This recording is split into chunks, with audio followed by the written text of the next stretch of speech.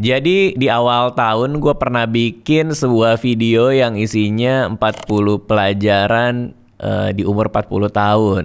Dan di situ ada banyak tuh gue ceritain apa aja pelajaran hidup gue selama 40 tahun hidup di dunia ini. Tapi ternyata yang paling beresonansi, yang paling di-share orang, yang paling sering dipotong orang, diklip orang, dibahas di mana-mana justru adalah pelajaran nomor keberapa gue lupa, tapi pelajaran bahwa baca buku itu cara terbaik untuk masuk ke pemikiran orang lain, terutama buku non-fiksi ya. Bikin buku non-fiksi pasti menghabiskan begitu banyak waktu buat nulis, begitu banyak waktu buat riset, bahkan sampai bertahun-tahun. Tapi kita mengkonsumsi buku itu, ini salah satu buku non-fiksi ini lagi gue pegang, mau gue bahas hari ini. Ditulis bertahun-tahun melalui pelajaran hidup yang sangat panjang, tapi kita konsumsi itu paling cuman 2 minggu atau 3 minggu gitu ya. Jadi artinya return on investment paling tinggi adalah dengan membaca buku.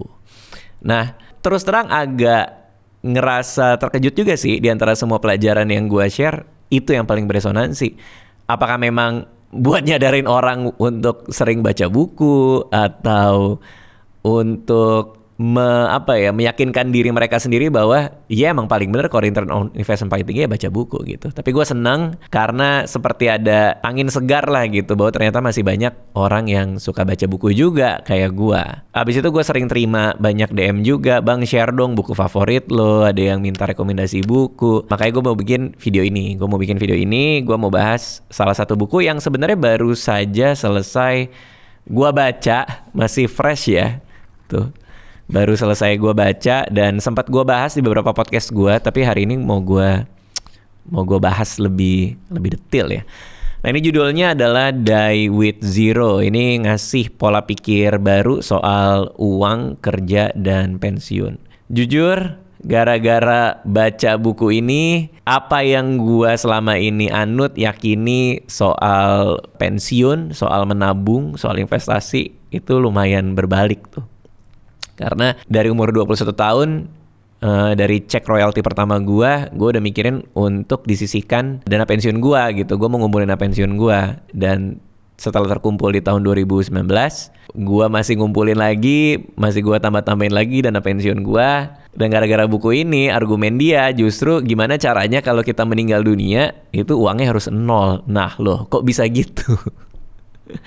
Jadi dia bikin lumayan banyak argumen yang membuat gue jadi punya pemikiran baru soal uang gitu. Tapi ini juga bukan hanya buku yang khusus untuk orang yang sudah mulai mengumpulkan dana pensiun, karena gue yakin banyak di luar sana yang masih belum bisa mulai dengan berbagai macam keterbatasan. Bukan hanya buku untuk mereka yang sudah mulai mengumpulkan atau sudah mengumpulkan, tapi ini untuk semua orang yang pengen tahu hubungan yang lebih dalam ya soal dirinya dan uang. Karena kan sehari-hari pasti kita nggak lepas dari uang. Kayak beberapa pelajaran, nih ada 5 yang gue mau coba share hari ini dari buku Die with Zero. Nggak terlalu tebal sebenarnya. Yang nulis adalah Bill Perkins. Kalau gue bacain ininya dia ya, credential dia, Bill Perkins itu salah satu orang yang paling sukses di energy trading gitu. Trading energi. Dia juga hedge fund manager, produser film Hollywood juga, dan lain-lain gitu. Dia juga sering menyumbang ke yayasan-yayasan. Oke, pelajaran pertama dari buku Die with Zero. Yang pertama, tujuan hidup itu sebenarnya bukan menabung uang sebaik-baiknya atau sebanyak-banyaknya. Ini adalah hal yang cukup beda dari apa yang kita yakinin ya. Selama ini kita dibilang menabung itu penting, tapi dia bilang, tapi tujuan hidup lo sebenarnya bukan buat menabung sebanyak-banyaknya. Argumen dari buku ini adalah menabung itu penting, tapi kalau ujungnya uangnya tidak kepake sampai mati, artinya kita kerja keras tapi kita tidak menikmati uangnya. Jadi buat dia hidup itu harus dinikmati, bukan ditunda. Nah, tapi bukan artinya kita harus foya-foyain uang kita gitu. Tapi gimana caranya jangan sampai pas kita meninggal dunia uangnya masih banyak. Nah, itu tuh memang aneh tuh argumen dia tuh. Salah satunya ada dia bahas soal spending uang yang terkontrol dan terkonsep, dan gimana caranya kita menggunakan uang itu untuk mendatangkan kualitas hidup yang sebaik-baiknya tanpa berfoya-foya. Itu salah satu argumen yang di buku ini juga. Oke, yang nomor 2 adalah argumen dia di buku ini adalah gunakan waktu selagi masih produktif. Contohnya kalau masih muda dan punya banyak energi, jadi kita masih bisa banyak luangin waktu. Karena beberapa pengalaman hanya bisa dilakukan atau maksimal dinikmati di usia tertentu. Jadi jangan menunda. Dia ilustrasiin bahwa kadang orang tuh ngumpulin dana pensiun, terus pas udah tua dan udah sakit-sakitan ya, maksudnya jalan aja sakit, pergi kemana-mana udah susah, itu baru mikir, gue mau spending duit pensiun gue. Tapi udah telat, argumennya dia udah telat. Jadi boleh lo pending dari muda, mumpung lo masih sehat, travel sebanyak-banyaknya selama masih under budget lo. Jadi jangan sampai disimpan-simpan terus gitu. Terus terang ini adalah salah satu kesulitan gue. Gue itu sangat susah buat spending. Dan pas baca buku ini lumayan membebaskan gue untuk ya udah nggak apa-apa sekali-sekali nikmatin hidup dari uang yang kita kumpulkan gitu. Kayak itu dia bilang gitu, jangan sampai lu nanti umur 80, 90 atau 70 lu baru mikir, gue kayak mau traveling deh, dan di saat itu mungkin udah nggak sesehat sekarang atau sekuat sekarang. Dan itu juga yang ngebuat gue ngerasa bahwa mumpung masih muda, energi masih banyak, kayaknya mending waktu gue pakai untuk bikin karya sebanyak-banyaknya mumpung masih sanggup buat berdiri dan berjalan sih. Jadi itu salah satu argumen yang ngebekas dari buku ini. Terus pelajaran yang ketiga, dia juga ngasih argumen adalah salah satu tujuan investasi itu untuk membeli pengalaman. Nah, katanya banyak orang nunda kebahagiaan dan pengalaman sampai tua dan pensiun, ya kan, kayak gue bilang tadi. Padahal momen menikmati hidup itu sering pas kita masih muda dan masih sehat. Dan kita boleh spending waktu kita ketika masih muda, dan yang paling baik menurut dia adalah pakai hasil investasi yang kita kumpulin untuk membeli pengalaman. Ini salah satu yang gue yakinin juga. Gue lebih seneng untuk spending di pengalaman yang gue share dengan banyak orang ketimbang dengan barang. Jadi kalau sekarang gaya gue adalah gimana caranya gue bisa bikin core memory dari uang yang gue punya, dan gak harus mahal. Datang ke toko buku, beli buku gitu. Kita ngeluarin duit buat beli buku. Kita mampir ke sana. Ya udah, itu yang kita lakuin. Kita jalan, kita nonton, pergi ke toko buku itu. Lalu gimana kalau misalnya kita jalan-jalan keliling-keliling daerah Blok M, daerah Melawai, toko buku yang di Melawai. Nah, malah akhirnya gue masuk ke pameran seni anak sekolah, dan di pameran seni anak sekolah itu gue ngobrol sama anak-anak sekolah. Dari obrolan bersama anak-anak sekolahan itu, gue ngelihat betapa idealisme mereka masih utuh, betapa mereka masih menggebu-gebu untuk membuat sebuah karya. Terus gue berdiri depan mereka, mereka cerita, mereka berbinar matanya. Gue pun juga kayak gitu. Pulang ke sana gue kerasa refresh banget, dan itu masuk ke core memory gue, percakapan di pameran seni anak sekolahan. Dan itu nggak perlu duit banyak, nggak perlu uang banyak. Nah, jadi gue mulai punya, apalagi terutama setelah baca buku ini ya, ngeluarin uang itu, investasi itu nggak selalu soal duit lagi gitu. Akhirnya gue spending buat ikut kelas yang mungkin gue nggak pernah kepikiran buat ikutan, kelas nulis lagu misalnya. Anissa pun juga seperti itu. Gue bilang, udah kamu ikutan kelas yang kamu pengen gitu. Dan salah satu yang paling gue rekomendasikan adalah, ini karena ini buku juga bahasa Inggris, terus kita sehari-hari internet itu membuka gerbang dunia seluas mungkin dengan konten-konten yang berbahasa Inggris juga. Lalu gue ngalamin ketika gue pergi ke sebuah tempat atau tamu-tamu podcast gue, sekarang lagi banyak dari orang-orang mancanegara. Ada Jackson Wang lah, ada Fum lah. Menurut gue investasi terbaik pada saat ini salah satunya adalah belajar bahasa Inggris. Itu menurut gue. Belajar bahasa Inggris itu bukan cuman jadi tools buat kerja juga gitu. Tapi menurut gue kalau lo belajar bahasa Inggris, ada satu kabut yang bisa lo buka, dan lo akan ngeliat di luar sana betapa luasnya ilmu pengetahuan dan kesempatan hanya karena lo bisa berbahasa Inggris dengan fasih gitu menurut gue. Peluang jadi terbuka. Kalau gue pribadi, peluang-peluang itu adalah yaitu gue bisa ngobrol sama tamu-tamu dari mancanegara, gue bisa punya akses ke buku-buku yang mungkin belum diterjemahin, gue gak tahu kalau buku ini. Dan mungkin kalau kalian bisa punya peluang kerja di perusahaan yang global, atau lolos beasiswa ke luar negeri, atau mungkin di sebuah tempat sana, siapa tahu bisa dapat opportunity karena lo berani ngobrol sama orang-orang internasional. Menurut gue, skill yang gak banyak orang paham bahwa itu penting. Dan itu kelihatan dari konten-konten gue yang ngobrol sama artis-artis internasional tuh. Itu di kolom komen banyak banget yang bilang, nyesel dulu nggak serius bahasa Inggris, jadi nggak terlalu ngerti obrolannya. Terus ada yang pengen deh ngikutin interviewnya si Fum misalnya, kan gue habis kedatangan Fum juga, artis dari Thailand, di tempat lain tapi nggak ngerti dia ngomong apa, atau nyesel waktu itu ada kesempatan disuruh ngobrol sama rekannya bos dari kantor, orang dari luar negeri tapi nggak bisa ngomongnya gitu. Jadi jangan sampai kita pada suatu hari merasa nyesel karena ada satu skill yang kita nggak ambil. Sayangnya juga banyak orang tuh ngerasa minder atau bingung mulai dari mana. Dan biasanya tuh orang mulai nyoba nonton film, biasanya pakai subtitle bahasa Indonesia dulu, habis itu berubah jadi subtitle bahasa Inggris. Habis itu masih terbata-bata juga menyerapnya gitu kan. Nyoba baca buku tapi nggak ngerti juga, masih bingung juga. Dan ketika ngomong juga bingung dan nggak pede gitu, karena membaca dan bicara itu kan dua hal yang beda juga. Nah, makanya kalau gue rekomendasikan ada sebuah aplikasi berbasis AI yang menurut gue ngebantu banget. Nama aplikasi yang dipakai ini adalah Elsa Speak. Nah, kenapa gue suka Elsa Speak ini? Karena Elsa itu nggak cuman ngajarin teori, tapi langsung ngajak latihan speaking lewat simulasi percakapan real life. Dan ada feedback pengucapan secara real time. Jadi kayak lu beneran latihan punya speaking coach pribadi. Di awal, Elsa akan bantu kamu nentuin tujuan dan kebutuhan belajar lewat proses onboarding. Jadi dipersilakan dulu dan diajarin dulu dari awal. Karena udah gua pakai, ini tampilan awalnya.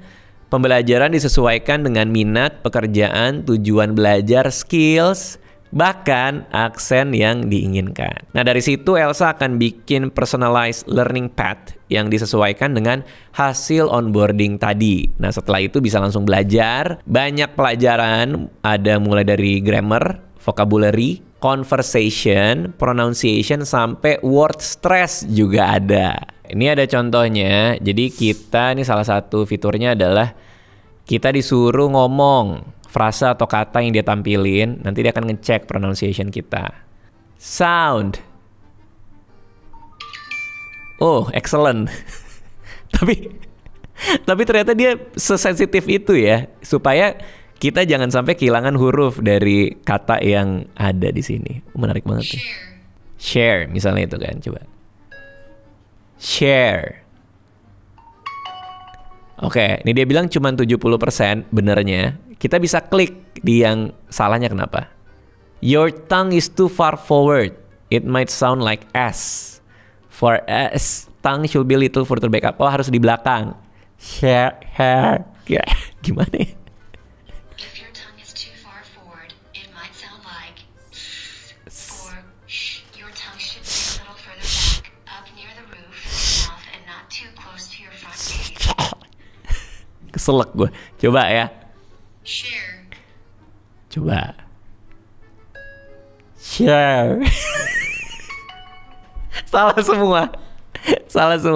Share. Excellent. Nah, ini ada fitur favorit gue nih. Namanya fitur AI Roleplay. Bisa latihan ngobrol kayak di dunia nyata. Misalnya simulasi interview kerja, meeting, atau sekedar chit-chat. Nah, di akhir kita dikasih feedback langsung buat ningkatin pelafalan, grammar, sama vocabnya. I'm having a podcast with an international singer. I am the interviewer and the singer is the guest. Can you make that scenario for me? The scene takes place in a podcast studio. You will be the interviewer hosting a podcast episode with an international singer as your guest. The conversation will revolve around the singer's latest album, their inspiration, and experiences in the music industry. Okay, let's start. Hello, it's great to be here. Yes, thank you for dropping by. So, what's your name? I'm Alex. I'm a pop singer. What can you tell me about your latest album, Alex? This album is very personal. I wrote about my life experiences. What is the title of the first song in your album, Alex? The title is New Beginnings. Gokil. So, how long have you been in Jakarta? I've been here for a week. It's a beautiful city. Have you tried any interesting food so far? Yes, I had nasi goreng. Nasi goreng. It's delicious. Indonesia mention. Thank you, bye. Bye, have a great day. Roleplay completed. Okay, feedbacknya. Assessment summary, your language skill are improving and you engage well in the conversation by asking relevant questions. To enhance your communication further, Focus on incorporating open-ended questions and refining your sentence structure for clarity while maintaining a friendly and engaging tone. Vocabulary-nya intermediate katanya, grammar-nya advanced, pronunciation advanced, full assessment, relevant, and dia menilai pertanyaan podcastnya juga ya, menarik juga ya. Oke, seru. Which kind of role play scenario would you like to do? Oke, kita beli buah di pasar. Buying fruits at the market. Can you provide more information about the scenario you want to Pengen play banget at the tahu lu. market? For example, who are you in the scenario and what would you like to achieve? I am the buyer and wanting to buy banana for my son. The scene takes place at a bustling fruit market. Okay. You will be a buyer looking to purchase bananas for your Okay. son. I will play the role of the fruit vendor. Okay. Feel free to ask questions or suggest changes before we start. Just start, I don't have much time. Hello. How many bananas do you want? 100 please. That's a lot of bananas. Are you having a party? Nah itu tadi fitur role play. Kalau butuh belajar yang lebih spesifik kayak IELTS atau TOEFL, ada fitur kursus yang udah dikurasi dan bisa dipakai sesuai kebutuhan. Dan kalau mau lihat topik lain, topiknya juga beragam, mulai dari karir, relationship, sampai kehidupan sehari-hari. Elsa Speak ini menurut gue ya benar-benar berguna buat ningkatin kemampuan bahasa Inggris. Kalau upgrade ke Elsa Premium, kamu bisa dapat akses unlimited ke semua fitur tadi. Kalau tertarik bisa langsung klik link di deskripsi dan jangan lupa pakai kode Raditya buat dapetin diskon eksklusif. Nah lumayan banget kan? Yuk mulai investasi ke diri sendiri karena skill kayak gini efeknya bisa jangka panjang, bukan cuma buat kerja tapi juga buat nambah kepercayaan diri dan buka lebih banyak peluang. Oke, kita balik ke bukunya. Pelajaran yang keempat. Jadi kalau dari buku ini argumennya adalah bagi hidup jadi periode-periode atau konsep time buckets namanya. Jadi dia menyarankan gimana kalau lo bagi hidup lo jadi periode-periode, misalnya usia 20 sampai 30, 30 sampai 40 dan seterusnya. Nah, lo pengen ngapain? Lo pengen ada pengalaman apa di fase-fase itu sebelum waktunya lewat? Misalnya lo pengen 20 30 itu buat begadang-begadang ningkatin skill lo, buat kerja lembur atau buat eksplorasi hal-hal yang lo suka yang ada konteksnya sama pekerjaan utama. Baru usia 30-40 yang di bayangan lo adalah mungkin main sama anak sambil ngurangin jam kerja dan lain-lain. Nah ini konsep yang menarik karena nggak ngajarin kita cuman buat ngerencanain uang, tapi lebih terstruktur dan bisa lebih mudah untuk dibayangkan dalam fase-fase hidup kita tuh harus ngapain. Ini juga berguna kayak tadi ya. Takutnya kita udah terlalu tua jadi nggak bisa traveling lagi. Mungkin ada time bucket yang khusus di mana lo mau traveling di usia yang spesifik gitu, di bracket yang spesifik supaya lo bisa maksimalin pengalamannya ketika lo masih mampu dan masih sanggup. Nah misalnya juga kalau sekarang kalian nonton ini usia 20-an, ya ini mungkin waktu terbaik buat ngebangun pondasi seperti belajar, cari pengalaman, atau kayak tadi lewat Elsa ya, misalnya ningkatin skill seperti bahasa Inggris. Nah, kenapa sekarang kalau untuk ningkatin skill di umur-umur yang masih muda ini? Karena makin muda dimulai, makin panjang waktu buat nikmatin hasilnya. Bayangin, kalau tadi nih kita udah role play segala macem, udah lancar ngobrol bahasa Inggris pas umur 25, berarti kan lo punya 30-40 tahun ke depan buat nikmatin skill itu, buat kerja, networking, atau bikin konten internasional. Nah yang terakhir, ini agak kontroversial nih menurut gue pribadi ya, apa yang gue dapat dari buku ini, yaitu berikan warisan saat masih hidup. Ngasih uang ke anak, keluarga, atau amal, atau donasi nggak harus nunggu ketika kita sudah meninggal dunia.